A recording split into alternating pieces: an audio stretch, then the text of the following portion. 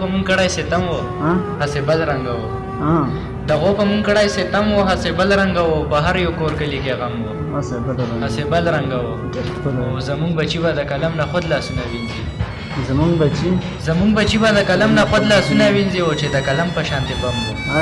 هسې بل رنګه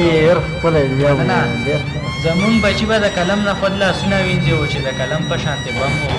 هسې بل رنګه زمونږ بچي به د قلم نه خود لاسونه وینځي او چې د قلم په شانتې بم و